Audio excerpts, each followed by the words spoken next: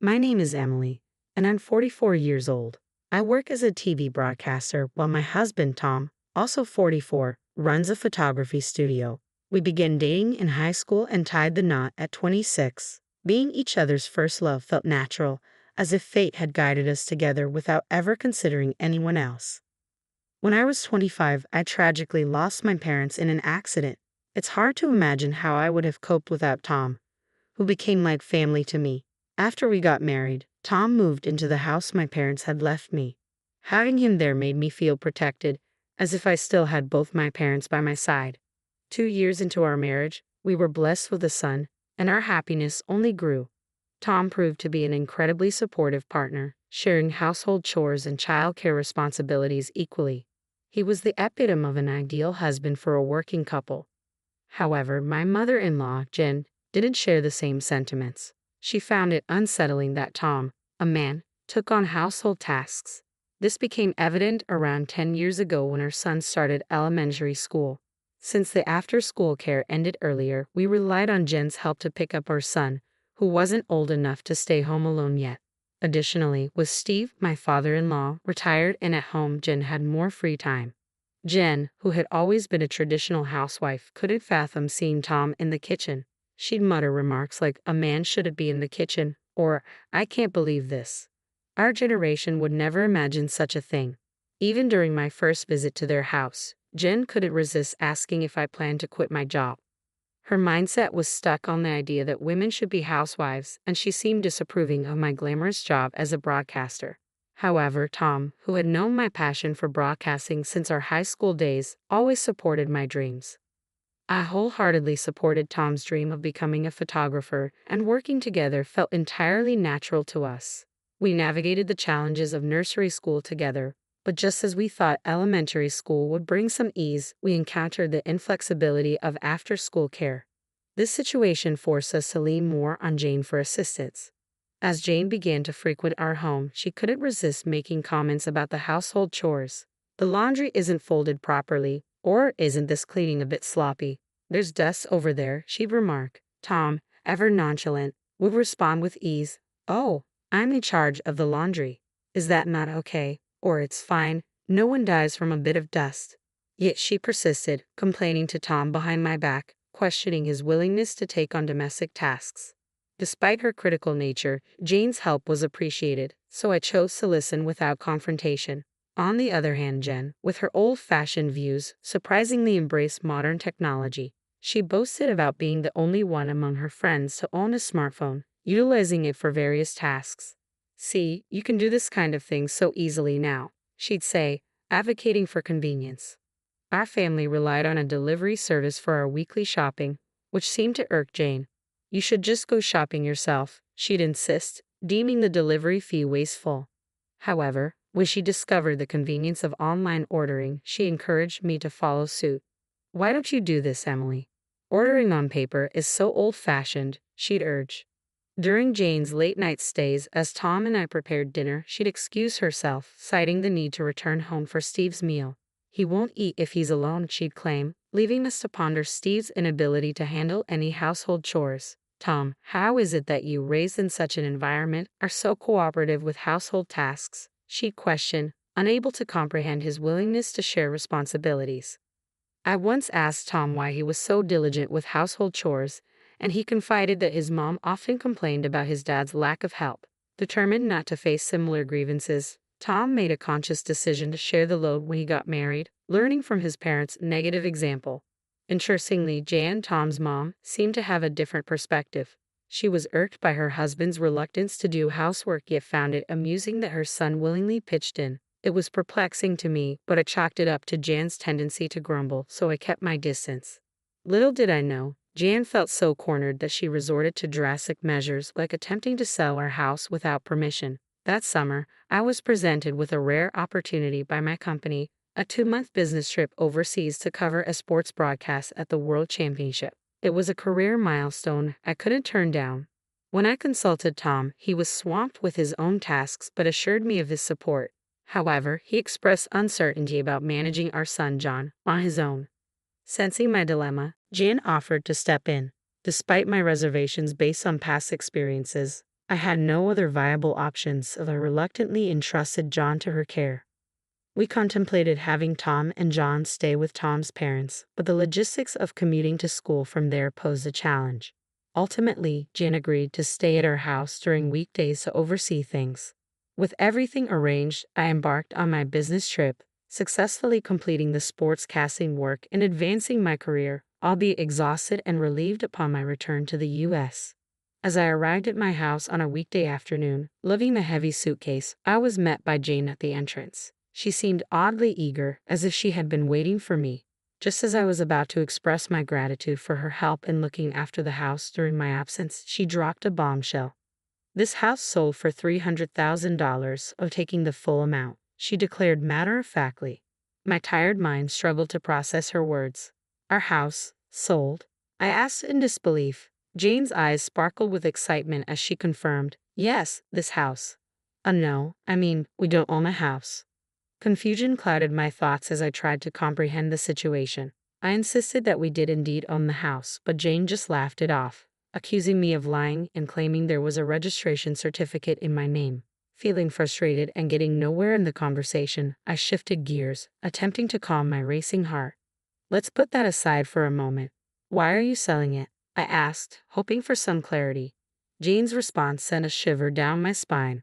"What belongs to the wife belongs to the husband, and therefore to me. I'm using it to build a new house," she explained, her eyes bloodshot with determination. Suddenly, a sense of fear crept over me. A new house. For us. Tom and I. But why? This way, Tom won't have to do household chores anymore. "I've been so sorry for him," Jane added, her voice tinged with an unsettling fervor. "I raised him not to do such things, and I won't allow Tom to do household chores in the future," she declared firmly, her expression resolute.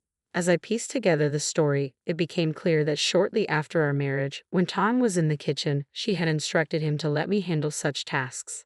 Tom, however, had politely declined, stating, "No, this house is Emily's. I have to do at least this much." Unfortunately, she misconstrued his words, believing that Tom only helped with chores because he was living in my house.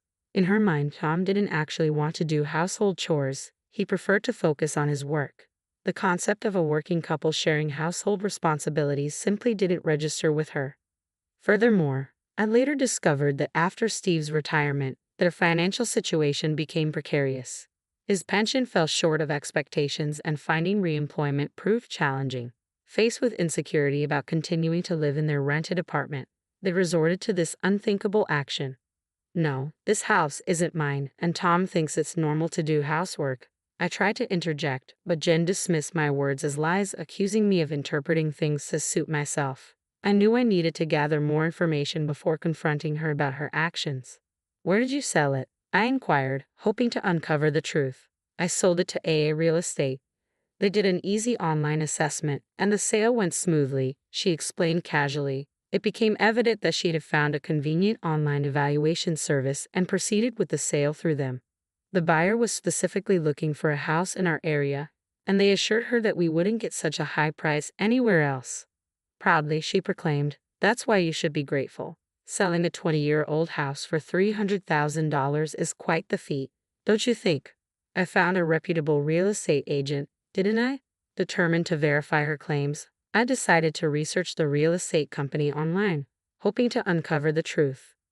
I attempted to reach them by phone, but my calls went unanswered. When I questioned Jane about whether she had visited the real estate company at the address provided, she simply replied, "No, I didn't go there. You don't need to do that nowadays." Frustrated by her lack of initiative, I insisted that she go to the address the next day, warning her that I wouldn't entertain further discussion otherwise. Reluctantly, she left. The following day, I received a distress call from Jane. Between sobs, she managed to convey, "It's not there. The real estate company doesn't exist at that address. There's only a dilapidated wooden house, seemingly uninhabited." Her admission left me dumbfounded, and I couldn't help but burst into laughter upon her return. Jane explained that in my absence, she had stumbled upon a house registration certificate in my name and mistakenly believed she could sell the house. She then engaged a real estate agent, who shamelessly assured her that even if she wasn't the owner, possessing the certificate was sufficient. Some people pass away, after all, they callously remarked, requesting our family register and signature certificate. Naively trusting their assurances, Jane provided all the requested documents. When the agent found a buyer, they demanded a deposit, half of the commission fee. Without hesitation, Jane transferred $4,800, half of the $9,600 commission on the supposed $300,000 sale. I dialed the police to shed light on the situation, and soon, 2 officers arrived at our doorstep. They enlightened us about the prevalence of internet fraudsters posing as real estate agents, a scheme that has become increasingly common. These scammers offer free property valuations, demand official documents, introduce a supposed buyer, collect a fee, and vanish into thin air. With numerous vacant houses and the ability to fabricate addresses for document delivery, such frauds have proliferated. The officers delved into the matter, questioning Jane, who trembled under their scrutiny. "Let me clarify," one officer began. "The house deed you provided belongs to your daughter-in-law, correct?" Jane, realizing the gravity of her actions, faltered, admitting to her mistake. However, her attempt to deflect blame was swiftly countered by the officer's incredulous remark about the absurdity of selling someone else's property. Flushed with embarrassment, Jane hastily fabricated an excuse, claiming that I had requested the house to be appraised for sale. Turning to me for confirmation, the officer seemed to sense the truth in my denial. Sensing Jane's desperation, he admonished her, emphasizing the recklessness of her actions. The officer then questioned the authenticity of the deed registration she had submitted. When she admitted that it was the original document, his astonishment grew. He turned to me, seeking my decision on filing a theft report. I replied with a firm no. That document was invalid. In fact, the house had already been sold to someone else. The recent change in the law allowed us to proceed with the sale using only the registration identification information. Though I had inherited the deed from my parents, it turned out to be unnecessary for the sale. Unaware of this, Jane assumed I still held ownership of the house. Typically, real estate agents would handle or request a copy of the deed for verification. However, fraudsters operated differently, bypassing such procedures.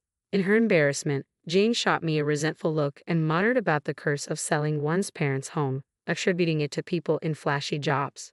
I met her gaze squarely and explained that it was Tom's decision. He needed a lump sum of money at the time. Jane's shock was palpable as she questioned why Tom would want such a thing. I disclosed that Tom had aspirations of starting his photography business but lacked sufficient funds. The house, our main asset, was sold to an acquaintance and we rented it back. As I recounted the entire story, Jane's demeanor shifted. Her shoulders slumped, and through tears, she murmured, "So Tom's success now is because of you selling the house, Emily." I could have affirmed her statement, but instead, I expressed my belief in spouses sticking together through thick and thin. "We're in this together," I assured her. At my words, Jane broke down, her tears flowing bitterly. "I wanted to work too," she sobbed. "My husband can't do anything, even now after his retirement. He does nothing. What has my life been for?" Her litany of complaints against Tom continued, leaving the police officer struggling to complete the report. Ultimately, the fraud report was filed, but even after 10 years, the culprits remained at large. It seemed unlikely that the money would ever be recovered. Following the incident, Steve became vigilant over Jane's actions, taking over all financial control and denying her access to money. Whenever she needed something, she had to request it from him and would be given cash. "It's so suffocating," Jane complained to Tom, who reminded her that she had brought it upon herself. Now, with no disposable income, Jane sought work through senior job listings and currently teaches the elderly how to use smartphones. She is well regarded for her ability to empathize with the struggles of older learners. Steve, perhaps due to his pride, found senior jobs unsuitable and soon quit, providing no income. These days, Jane is busier, often leaving Steve with household duties as she goes out. Interestingly, he's taken an interest in cooking and is getting quite good at it. The roles in Tom's parents' house have reversed, but both seem to have found new fulfillment. As for me, after my overseas business trip, I successfully climbed the career ladder and now anchor the evening news. Tom's photography studio is thriving. And we've managed to save enough to consider buying back and renovating the family home. We're grateful to our acquaintance for allowing us to keep the house despite the outrageous incident. It worked out well for Tom's parents in the end. Our son is turning 17 and approaching adulthood, so I've shared this story with him as a cautionary tale about internet fraud. However, to preserve his grandparents' dignity, I've kept the part about them trying to